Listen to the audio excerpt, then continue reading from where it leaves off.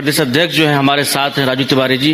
Rally में खूब जोर जोर से गरजते हैं आप, हमको लगता है गला भी लग गया, पूर्णिया में देखे थे। आप बताइए क्या? अरे नहीं, गरजते नहीं भाई, बोलते हैं, अपनी बात को रखते हैं। और चूंकि भीड़ इस कदर आता है तो हम लोग तो बहुत पहले से रहते हैं, नेता का आने के पहले से ही सब व्यवस्थाएं को विस्तृत रूप से उसको मूर्त देना होता है। उसी में काम रैली में नहीं हो रहा है जो मांझी जी चिराग जी आपस में भिड़ंत हो जाता है? अरे नहीं नहीं, ऐसी कुछ बात नहीं है। एनडीए पूरी तरह एकजुट है। और मांझी जी, देखिए मांझी जी हम लोग के बुजुर्ग गार्जियन हैं और गार्जियन की बातों को उतना नहीं लेना चाहिए। गार्जियन घर में सुबह कुछ बोलता है, दोपहर में कुछ बोलता है, फिर शाम को आशीर्वाद देते हैं। तो इसमें इसको बहुत ज्यादा अच्छा देखिए, विस्तार पूर्वक आपसे बात करेंगे। जब तक हमारे साथ और मेहमान जुड़ेंगे तब तक आपसे बात करेंगे। राजीव सर भी हमारे साथ हैं। ये बताइए, जो तमाम जगह पर आपने रैली की, आरा में, राजगीर में, छपरा में हुआ, मुंगेर में हुआ, मुजफ्फरपुर में हुआ, पूर्णिया में भी किया, कितने सीटों पर चुनाव लड़ेंगे? क्योंकि देखिए प्रदेश अध्यक्ष है, आप जो बोलेंगे वही बयान हम मानेंगे। सीट बताइए, एग्जैक्ट बताइए, घुमाइएगा नहीं। नहीं देखिए, घुमाने की बात नहीं है, स्पष्ट।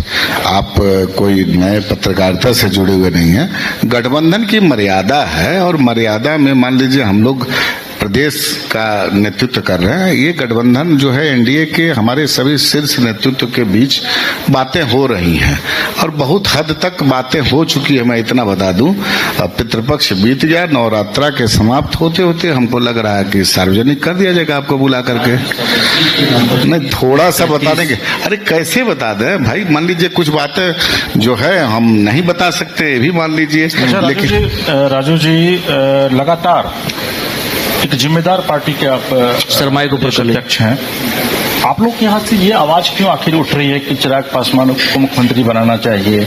आप लोग होर्डिंग लगवा रहे हैं, आपके कई जिलाध्यक्ष हैं जो होर्डिंग लगाते हैं और उसके बाद जो है वो फिर विवाद बढ़ता चला जाता है। नहीं, देखिए निश्चित रूप से गठबंधन में जब हमारे नेता ही मान लिए हैं आदरणीय चिराग पासवान जी कि 2025 का चुनाव हम लोग नीतीश कुमार जी के नेतृत्व में लड़ेंगे।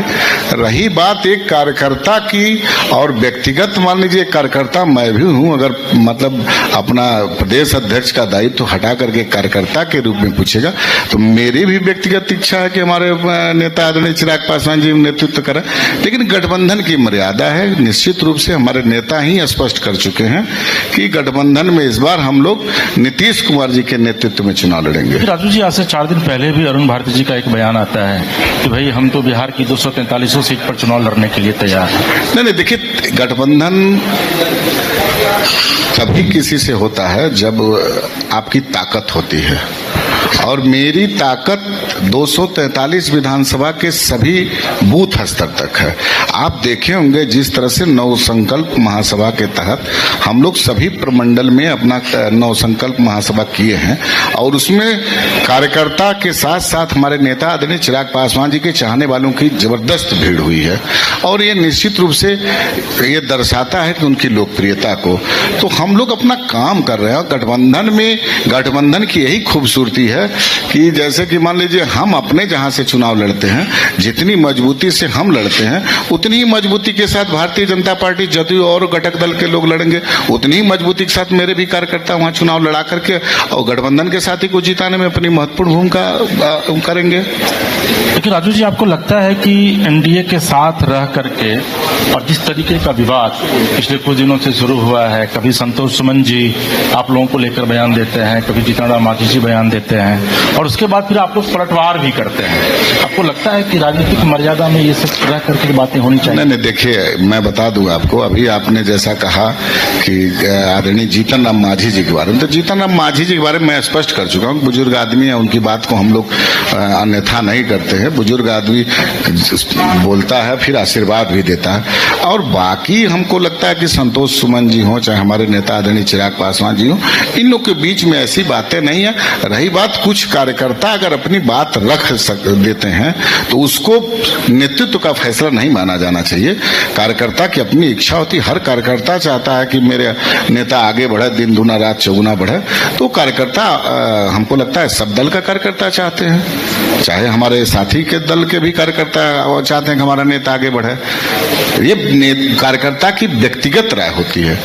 लेकिन जब आप गठबंधन में सामूहिक बात करेंगे तो उस समय तो हमारे नेता स्पष्ट कर चुके हैं, उसमें कुछ अब टीका टिप्पणी की बात ही नहीं बचती है कि नीतीश कुमार जी के नेतृत्व में हम लोग चुनाव लड़ेंगे। ये कहा यह भी जा रहा है कि चिराग जी की महत्वाकांक्षाएं इतनी ज्यादा हिलोड़े मार रही हैं कि उनको यह लग रहा है कि भाई एनडीए में अगर सब कुछ ठीक ठाक रहा तो बीजेपी उनको सीएम के फेस के तौर पर प्रमोट कर देगी। अरे भाई एक चीज बताइए, महत्वाकांक्षा होना कोई बुरा बात नहीं है। ये अति महत्वाकांक्षा अगर नहीं अति ये बात दूसरा विषय है, अति महत्वाकांक्षा होना नहीं चाहिए, लेकिन महत्वाकांक्षा नहीं रहेगी तो फिर जिस परिस्थिति में आपको मैं थोड़ा पहले ले जाना चाहता हूं, 2021 में हमारी पार्टी टूटी, परिवार टूट गया। ऐसी परिस्थिति में 20 में हम लोग अकेले चुनाव लड़े थे और ऐसी परिस्थिति में हमारे नेता का नेतृत्व देखिए, मेरे नेता का संघर्ष देखिए, मेरे नेता का लगातार उन्होंने बिहार में अपना मेहनत किया उन्होंने, और फिर संगठन पे उनके नेतृत्व में हम लोग काम किए और देखिए फिर पार्टी एकजुट हुई। जो लोग पार्टी तोड़े थे उनको मुंह की खानी पड़ी। आज पूरा जो पार्टी का कैडर है वो चिराग पासवान जी के साथ है, ये स्पष्ट हो चुका है। आपने इसका देखा होगा उदाहरण कि 2005 जो अभी 24 का चुनाव हुआ है उसमें हम लोग 5 सीट पे चुनाव लड़े और एक बड़े अंतराल से चुनाव जीतने का काम किए। तो मेरा स्ट्राइक रेट है और इतना मतलब कोई भी सीट हम 1.5 लाख से कम में नहीं जीते हैं, सबसे उससे ज्यादा सीट पे जीतने का काम किए। ये दर्शाता है कि मेरे नेता के नेतृत्व में संगठन और लोकप्रियता दोनों बहुत जबरदस्त है। राजू जी, चिराग जी का ये स्ट्राइक रेट है, उसमें क्या आप मोदी जी का योगदान नहीं मानते हैं? नहीं, सब गठबंधन का हम योगदान मानते हैं। ऐसा नहीं है कि हम अपने ही ऊपर सब क्रेडिट ले लें, लेकिन स्ट्राइक रेट तो निश्चित रूप से अच्छा गठबंधन की तो यही खूबसूरती है ना कि सब दल का, जैसे आपने कहा कि 243 सीट, अरे भाई 243 सीट पर मेरी ताकत नहीं रहेगी तो फिर हमसे कोई गठबंधन क्यों करेगा? गठबंधन उसी पे होता है ना जब मेरी ताकत सब जगह, मेरी ताकत की आवश्यकता अगर पड़ती है तब तो हमसे कोई गठबंधन करेगा। ये तो सत्य है, कड़वा सत्य है। हमारी ताकत है, हमसे गठबंधन है और गठबंधन में हम ईमानदारी पूर्वक सब जगह सब सीटों पर जिताने का काम करेंगे। डिप्टी सीएम को लेकर के भी मन में सोच रहे हैं अगर सरकार बनती है तो डिप्टी सीएम का मांग ठोकेंगे, डिप्टी सीएम चाहिए पार्टी से, इस पर क्या स्टैंड है? अब एक चीज बताइए, अच्छा एक चीज बताइए अंशु जी, क्या डिप्टी सीएम और सीएम सोचना गुनाह है? डिप्टी सीएम क्यों नहीं सोचेंगे? सरकार में हमारी भागीदारी बनेगी, भविष्य में हमारे शीर्ष नेतृत्व बैठेंगे तो निश्चित रूप से सरकार बनेगी तो उसमें हम शामिल होने का काम करेंगे। अब कौन सा डिप्टी सीएम लेंगे, क्या लेंगे, तो शीर्ष नेतृत्व तय करेंगे। अच्छा, तो हमारे नेता चिराग पासवान जी तय करेंगे। अच्छा एक बात बताइए, कार्यकर्ता इतने सारे जुड़े हुए हैं तमाम जगह पर, क्या उन कार्यकर्ताओं के लिए प्रदेश अध्यक्ष के तौर पर ये मैसेज दे सकते हैं जो आप लोगों ने जो खून पसीना बहाया है पार्टी टूटने के बाद, वो व्यर्थ नहीं जाएगी, हमारे कार्यकर्ता को मौका मिलेगा अच्छे से? देखिए निश्चित रूप से हमारे कार्यकर्ताओं को आज भी हमारे नेता के द्वारा सम्मान मिलता है और आज भी हमारे नेता के द्वारा कार्यकर्ताओं के हमेशा उनके देख रेख में रहते हैं और कार्यकर्ताओं का सम्मान पहली प्राथमिकता है। ये मेरे नेता स्पष्ट कर चुके हैं। आप भी तो एक इंटरव्यू में गए थे तो बोले थे कि सबसे पहले मेरे कार्यकर्ता हमारे नेता ही जब बोल चुके थे, उसमें हमको बोलने की क्या हो सकता है? नहीं, मेरा सवाल इसलिए था क्योंकि जब एमपी के चुनाव हो रहे थे तो उस वक्त कुछ ऐसी चीजें हुई थी जिससे कई लोगों में नाराजगी भी हो गई थी, लोग अंतरकलह भी हो गए थे, लोग पार्टी से निकल भी रहे थे, तो उनका आरोप ये था भाई कार्यकर्ताओं को मौका नहीं मिल रहा है, इसीलिए हम लोग ऐसा कर रहे थे। क्या इस बार जी एक चीज बताइए, जिस समय की आप बात कर रहे हैं 5 सीट हम लोग को मिला था, तो कितने लोगों को नेता लड़ा सकते थे? ये तो उन नेताओं को सोचने की थी ना। 5 सीट पे तो मान लीजिए एक जगह तो नेता खुद लड़े हैं और 4 सीट बचा तो 4 सीट में 4 ही सीट पे लड़ेंगे ना। अब 4 सीट है और कई दर्जन लोग हैं तो ये संभव नहीं है। ये कार्यकर्ता भी और नेताओं को भी सोचने की आवश्यकता है। निश्चित रूप से पार्टी बढ़ती है तो धीरे धीरे सबको कार्यकर्ताओं को उसमें स्थान मिलेगा। राजू जी, चर्चा ये है कि 40 सीट से कम पे आप लोग कंप्रोमाइज नहीं कर रहे हैं। अगर 40 सीट नहीं मिलती है तो क्या ये माना जाए कि 2020 का इतिहास फिर से एलजेपी दोहराएगी? नहीं, देखिए चर्चा क्या है मैं उस पर नहीं जाना चाहता हूँ। 40 सीट मिल रही है कि आपके मीडिया में तो हमेशा कभी 20 चलता है, कभी 25 चलता है, कभी 40 आप बोल रहे हैं, कभी 50 चलता है। देखिए मैं फिर इस पे स्पष्ट कर दूं कि गठबंधन के अंदर बातें चल रही हैं और बातचीत बड़े अच्छे माहौल में हो रही है। जिस तरह आपने देखा होगा लोकसभा में भी आप लोग कयास लगा रहे थे, आप लोग नहीं मतलब मीडिया के साथी, कि 3 सीट मिल रही, कोई बोलता था 2 सीट मिल रही है, 5 सीट मिला ना। उसी तरह इस बार भी हमारे नेता स्पष्ट कर चुके हैं कि सम्मानजनक सीटों पे बातचीत चल रही है और हम लोग सम्मानजनक सीटों पे चुनाव लड़ने का डिस्क्लोज नहीं करेंगे नहीं, ये तो गठबंधन की मर्यादा है, हम अभी नहीं कुछ बोल सकते हैं इस पे। राजू जी कहाँ से चुनाव लड़ रहे हैं? जहां से नेता हमारे चाहेंगे, चिराग पासवान जी चाहेंगे। गोविंदगंज को लेकर के नहीं देखिए आप एक चीज मैं बता दूं कि नेतृत्व का फैसला होता है। नेतृत्व ही तय करता है कि मेरा क्या रोल होगा चुनाव में। अगर हमारे नेतृत्व, हमारे नेता आदरणीय चिराग पासवान जी का फरमान होगा कि आप गोविंदगंज से लड़ेंगे तो मैं गोविंदगंज से चुनाव देखे होंगे। 20 में चुनाव लड़े, 15 में इसी पार्टी से मैं एमएलए भी रहा हूं। आज तक गोविंदगंज के इतिहास में अगर सबसे ज्यादा वोट पाया हूं, मत पाया हूं, मैं ही पाया हूं। लगभग 75,000 वोट हमको मिला आज तक। तो उस समय जबकि 15 में आप देखे होंगे कि महागठबंधन का एक लहर था, लेकिन उसके बावजूद भी 75,000 वोट हमको मिला था। तो ये हमारी भूमिका हमारे नेता तय करेंगे कि किस भूमिका में हमको रहना है। अच्छा, अरुण भारती जी का जो है काफी बिहार के लिए, बिहार प्रभारी के रूप में वो संगठन के लिए काम कर रहे हैं, तो क्या लग रहा है जो अगर कहा जाए जो अरुण भारती को एक बड़ी जिम्मेदारी मिल सकती है बिहार में, जब सरकार बनेगी एनडीए की तो बड़ी जिम्मेदारी मिल सकती है। चर्चा ये भी है जो जमुई के किसी क्षेत्र से वो चुनाव लड़ेंगे, सिकंदरा हो चाहे चकाई हो, क्या ये सब बातें में सच्चाई है? हो सकता है सर? अब देखिए सच्चाई क्या है ये आप लोग जहाँ से बोल रहे हैं, लेकिन निश्चित रूप से अरुण भारती जी ने जिस तरह से बिहार में लोकसभा चुनाव जीतने के बाद जब से उनको प्रभारी की भूमिका मिली है, संगठन यहाँ के जो हमारे बिहार के प्रभारी हुए हैं, तो उनके नेतृत्व में निश्चित रूप से संगठन को और धारदार बनाने में कामयाबी मिली है। अब उनको भूमिका, कल बड़ी भूमिका मिलेगी तो अच्छी बात है। हम तो चाहेंगे व्यक्तिगत रूप से कि उनको बिहार में एक बड़ी भूमिका मिले, जिससे और मेरा संगठन में और हम ताकतवर बने। क्या मतलब अरुण भारती जी के आने के बाद संगठन मजबूत हुई है? देखिए अरुण भारती जी, देखिए संगठन मेरा निश्चित रूप से 2001 से लगातार बढ़ रहा है और अरुण भारती जी के आने के बाद उन्होंने एक नवसंकल्प महासभा तो टोटल उनकी सोच थी, किस तरह से शानदार रूप से उन्होंने काम किया है, इसको तो हटाया नहीं जा सकता ना। तो निश्चित रूप से अरुण भारती जी जब से यहाँ पर कमान संभाले हैं और उनके अब तो साथ साथ हम लोग काम करते हैं उनके मार्गदर्शन में, चाहे उनके साथ हम लोग लग करके, और बहुत बढ़िया कार्यक्रम किए हैं और संगठन और धारदार बन रहा है। नंबर 2 की हैसियत लोग कहते हैं उनको पार्टी में। भाई नंबर 2 की हैसियत निश्चित रूप से हमारे प्रभारी है तो नंबर 2 की हैसियत हमें है, तो हम तो उनके प्रभार क्षेत्र में उनका बहुत सारा मार्गदर्शन निर्देश मिलता है, उस पर हम काम करते हैं। अच्छा, अब सवाल ये आता है जो कहीं न कहीं ये भी चर्चाएं होती है, जो अंदरूनी कुछ चीजों को लेकर के चर्चा होती है, तो क्या ये जो विधानसभा का चुनाव होगा 2020 का, तो लोक जनशक्ति पार्टी में सारा कुछ सब कुछ सामंजस्य तरीके से अच्छे से बंटवारा हो जाएगा 2025 में? हाँ 25 में। हाँ तो हम तो बता रहे हैं कि एकदम हो जाएगा, क्यों नहीं होगा। हम आपको कई बार बोल चुके हैं, अभी जस्ट बोल रहे हैं, फिर एक बार मैं बोल रहा हूँ कि शीर्ष नेतृत्व पूरी तरह से आपस के संपर्क में है और निश्चित रूप से जिस तरह से लोकसभा में बंटवारा हुआ उसी तरह विधानसभा में बंटवारा हो। तेजस्वी जी भी लगातार अब चिराग जी पर जो है हमलावर रहता है, उनका हमला यही रहता है जो तो पिछले बार भी चुनाव लड़ा था, वो तो इतिहास दिखा देते, देखिए इतना चुनाव लड़ा था, ये रिजल्ट आया, और साथ ही शादी का भी सलाह दे डालते हैं जो शादी उनको करना चाहिए। हमारा सबसे पहले सलाह यही है। आप कैसे देखते हैं इन चीजों को? देखिए उन दोनों लोग का पारिवारिक रिश्ता है और शादी वादी, देखिए ये सब पॉलिटिकल अलग हटके है, ये उनका व्यक्तिगत मामला है। हम लोग की भी इच्छा है कि हमारे नेता जल्दी शादी करें, लेकिन ये देखिए उनका व्यक्तिगत है। रही बात तेजस्वी जी की जो हमलावर की बात है, तेजस्वी जी के पास कोई मुद्दा नहीं है आज के डेट में। मैं बता दूं, अभी देखिए वो एक दूसरे की लकीर को आपस में ही वो टकराहट में। अभी तो वो लोग यात्रा पे निकले थे ना, अभी फिर देखिए तेजस्वी जी निकल रहे हैं, तो क्या दर्शाता है ये?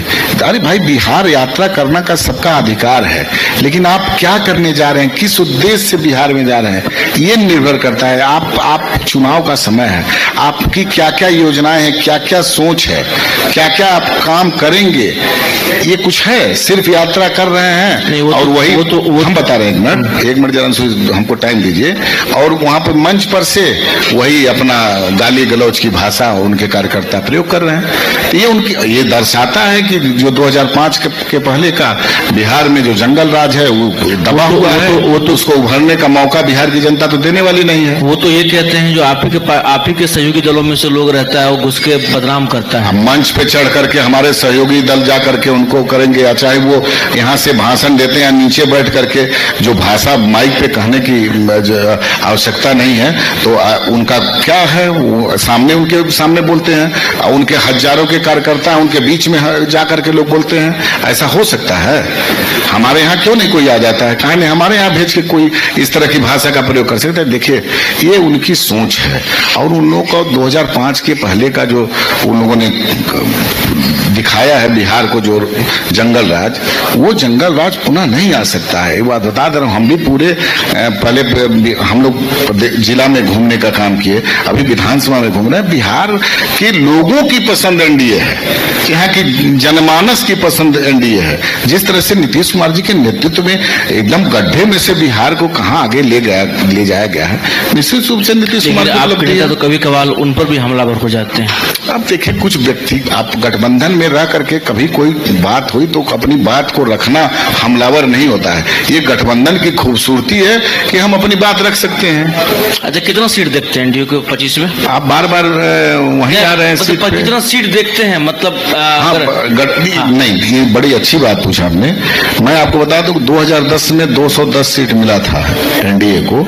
इस बार उससे भी बड़ा बहुमत मिलने जा रहा है, क्योंकि विपक्ष का कोई दिख नहीं रहा नीचे जमीन पे उन लोगों का, और उन लोगों का आपसी तालमेल नहीं है कार्यकर्ताओं का, और उनके पास कोई विजन नहीं है बिहार का, कोई सोच नहीं है बिहार का। और उनके पीछे जो 2005 का पहले का जो डरावना है ना चेहरा, डरावना जो उनका काम किया हुआ है, लोग आज भी सहम जाते हैं, डर जाते हैं उस दौर से।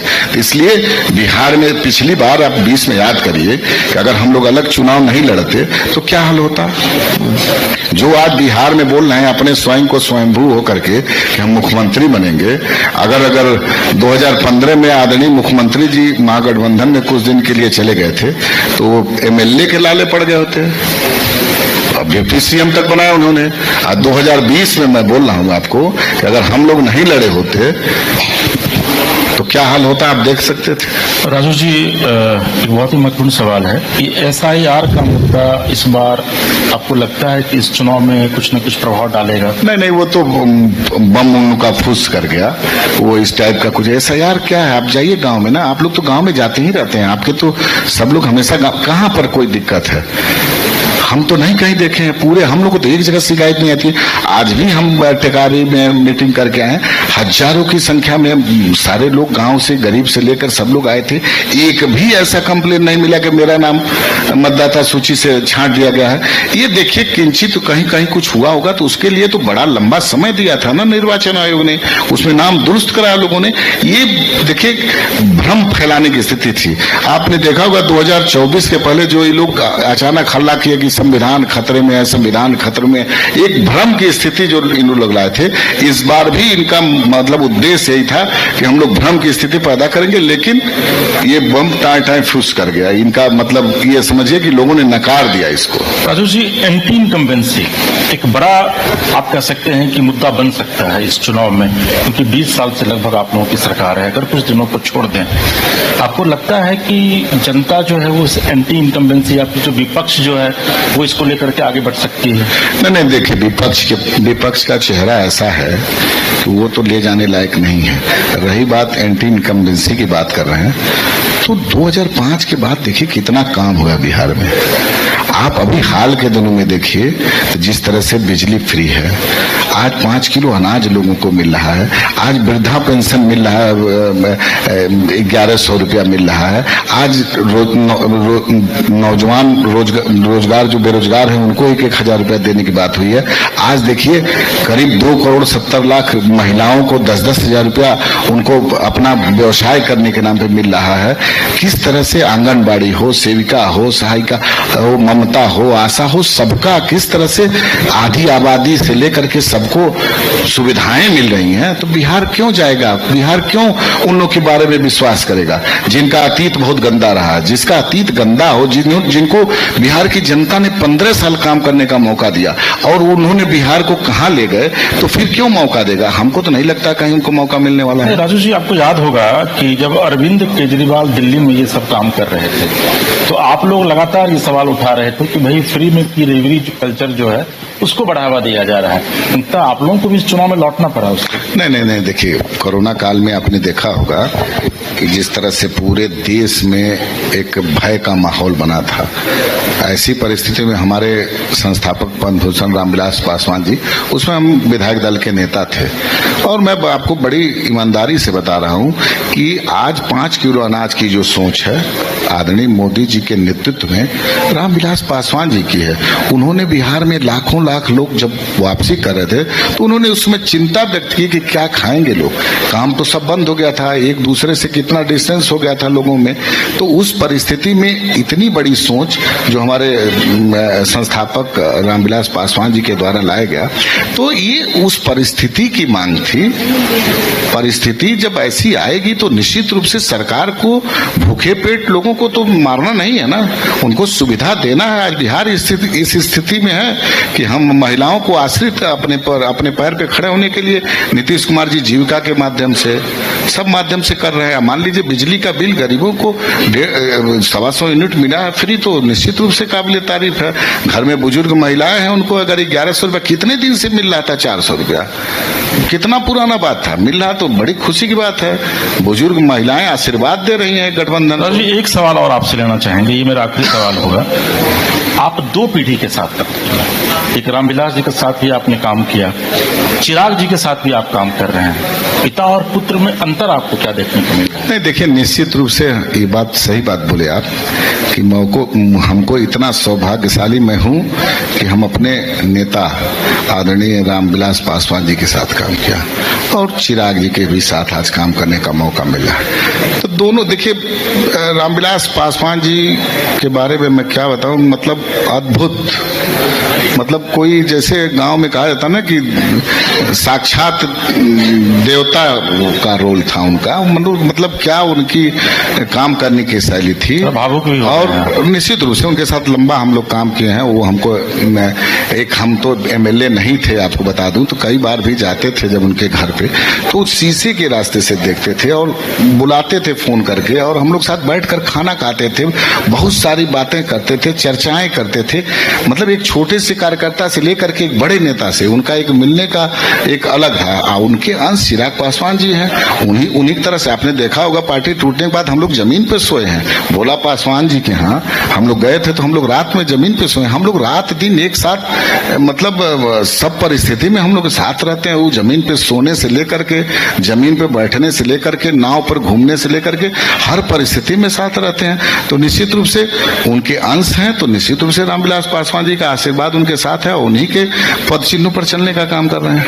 अच्छा, ये बताइए, पूछा जाए अगर जो सीएम को लेकर के, हम सभा में जाते हैं तो देखते हैं एकदम सीएम का नारा आप लोग लगाते रहते हैं, तो क्या मतलब इसके लिए कोई डेडलाइन बनाए हैं? 25 ठीक है, नहीं हुआ तो 29, क्या कहते हैं 30 में, तो क्या कुछ डेडलाइन है या नहीं, मौका मिलेगा तो अभी सेट हो जाना है? देखिए अंशु जी, आपको सीएम की बड़ी चिंता है। देखिए अगर हजारों लाखों कार्यकर्ता आते हैं वहां पर अगर कार्यकर्ता अपना मन की बात नारों में तब्दील करके करते हैं तो इसको रोकना नहीं है। ये अच्छी बात है कि हमारे कार्यकर्ता हमारे नेता में अपना भविष्य देख रहे हैं, तो इसमें कुछ मतलब गलत नहीं है। हम तो आपको ये भी बोले हैं कि एक एक कार्यकर्ता क्या एक एक नेता चाहता है, लेकिन गठबंधन की मर्यादा है। अभी हमारे नेता जब स्पष्ट कर चुके हैं कि 25 में हम उनके नेतृत्व में चुनाव लड़ेंगे, तो फिर ये प्रश्न नहीं उठता है। और रही बात, मान लीजिए आगे भविष्य मिलेगा तो क्यों नहीं। आज बिहार में मान लीजिए जेपी आंदोलन के बाद, जेपी आंदोलन में 4 बड़े नेता का उदय हुआ था, आदरणीय रामविलास पासवान जी, लालू जी, सुशील मोदी जी और नीतीश कुमार जी। आज बिहार इतने लंबे के बाद बिहार में नेतृत्व आपको नहीं दिख रहा है कौन है। तो हमारे नेता के पीछे तो हमारे संस्थापक पद्मभूषण रामविलास पासवान जी का 50 साल का बेदाग करियर है, जहां उनके करियर पर एक भी दाग नहीं लगा है, और उनके काम को आज भी लोग सब दल सराहना करते हैं। तो उतना बड़ा आशीर्वाद और उतना बड़ा हमारे नेता के पीठ पे हाथ है, तो फिर क्यों नहीं हम ये सोच सकते। आपके पार्टी का क्या वोट बैंक बढ़ा है? जो पासवानों का वोट बैंक था वही है, या फिर उससे भी कहीं न कहीं आप लोग सेंधमारी किए आगे बढ़े हैं? नहीं, इससे हम कतई सहमत नहीं है। निश्चित रूप से पासवान वोट मेरा कैडर है, लेकिन चिराग पासवान जी का चमत्कारी नेतृत्व जो है उसमें आपको सभी जात पात मजहब छोड़ करके हमको लगता है कि सब अभी युवाओं में आप चले जाइए, सर्वे करा लीजिए, सभी जात पात में चिराग पासवान जी की एक अलग करंट है, एक अलग लोकप्रियता है। तो चिराग पासवान जी को जाति में बांधना कतई उचित नहीं होगा। वो सब समाज के और बेहतर बिहार के रूप में लोग उनको गांव में भविष्य दें। रामविलास पासवान जी के देखिए गेस्ट हमारे पास आने वाले हैं, उससे पहले आपसे लगातार जुड़े रहेंगे हम लोग। ये आप चिराग पासवान की तो चर्चा आपने की, रामविलास पासवान की भी चर्चा आपने की, लेकिन रामविलास पासवान के सगे भाई पशुपति पारस भी हैं, वो भी अपने भाई को बहुत याद करते हैं। वो ये भी कहते हैं अगर भैया रहते तो ऐसा नहीं होता, हम लोग एक साथ रहते। आप लोग एक नहीं करवा पाए, एक नहीं करवाइएगा। आपको बता दूं तब मैं, चूंकि आपने बड़ी बात छेड़ी है, आपके पास भी समय है। जब पार्टी टूटी थी तो आप याद करिए कि चिराग पासवान जी 12 नंबर में हम भी थे, और चिराग पासवान जी उसमें टाइफाइड से जूझ रहे थे। उनके हाथ में आप विजुअल देखिएगा तो कैंडुला लगा हुआ था, और वो ड्राइव कर रहे थे, मैं आगे बैठा था। और चिराग पासवान जी हमको बाद में बताए कि मैं क्यों गया था। वो गए थे पशुपति पारस जी के पास इसीलिए कि आप राष्ट्रीय अध्यक्ष हो जाइए, आप मंत्री हो जाइए, लेकिन पार्टी और परिवार को मत तोड़िए। लेकिन किस तरह से वहां पर 40 मिनट गेट का दरवाजा नहीं खुला, ये आपसे छुपा हुआ था। तो निश्चित रूप से हमारे तो पशुपति पारस जी हम बहुत करीब रहे हैं उनके। हम तो मंत्री थे जब, तो हम विधायक दल के नेता थे, उसमें हम लोग तो रोज एक घर बैठते थे, हमारी बहुत सारी बातें होती थी। मैं आपको बजाते उनसे कभी बात होगी तो पूछेगा, मैं हमेशा उनके इर्द गिर्द 1-2-4 लोग रहते थे जो हमेशा बातें करते थे। मैं वहां स्पष्ट रूप से कहता था कि परिवार को एक करके चलना आप ही की जिम्मेदारी है। जिस दिन परिवार आप तोड़िएगा, तो मैं उनको ये भी बोला हूं, मैं ऑन माइक बोल रहा हूं, ये माइक बोलने की चीज नहीं है, कि इसका परिणाम आपको बड़ा बुरा होगा। अब वो आज परिणाम मिल रहा है उनको। अच्छा, तो अब एक नहीं हो सकते हैं। ये मेरा नहीं है, ये डिसीजन मेरा। आप लोग चाहिएगा तब। ये मेरे नेता देखिए, नहीं हम लोग चाहेंगे, हम लोग चाहने वाले, हम तो चाह ही रहे थे। हम तो हमेशा प्रयास किए हैं कि परिवार और पार्टी एक। मेरे नेता भी चाहे तब तो गए उनके दरवाजे पर। पारस जी लोग हमारे नेता, आप लोग चाहते ही नहीं है। नहीं, पहले बात सुनिए, हमारे नेता स्पष्ट रूप से चाहे तब ना उनके दरवाजे पर गए, लेकिन जब दरवाजे पर उन्होंने खुद दरवाजा बंद कर लिया तो इसमें हम क्या कर सकते हैं। तो ये तो नेतृत्व तय करेगा। दरवाजा उन्होंने बंद किया है, हमारे नेता थोड़ी दरवाजा बंद। पार्टी और दल टूटने के बाद भी उनके दरवाजे पर हमारे नेता आदरणीय चिराग पासवान जी गए थे, और 40 मिनट गेट का दरवाजा नहीं खुला था। जहां वो खेला करते थे उस गेट का दरवाजा बंद था। चलिए राजू जी, आपने अपना कीमती वक्त निकाला हमारे लिए, इसके लिए आपको